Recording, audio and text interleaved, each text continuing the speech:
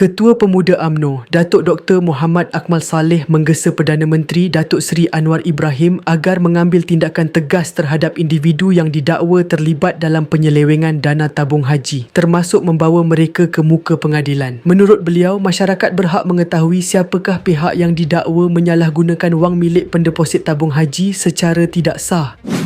Saya mohon kepada Perdana Menteri untuk tangkap dan dakwa orang yang dikatakan sakau duit TH. Rakyat berhak untuk tahu siapa yang sakau. Suruhanjaya siasatan diraja terhadap TH telah dibuat, maka mohon dedah dan tangkap mereka yang sakau, kerana sejak zaman Perdana Menteri menjadi pembangkang lagi isu ini diperkatakan.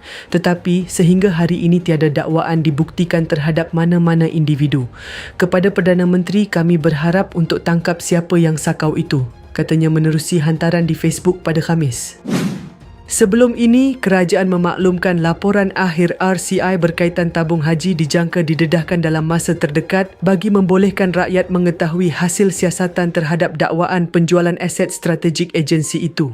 Perdana Menteri yang juga Menteri Kewangan menjelaskan bahawa cadangan menerbitkan laporan itu dibuat selepas mengambil kira kedudukan semasa TH yang kini berada dalam keadaan lebih stabil hasil proses pemulihan. Beliau turut menegaskan bahawa rakyat mempunyai hak untuk mengetahui kandungan laporan berkenaan.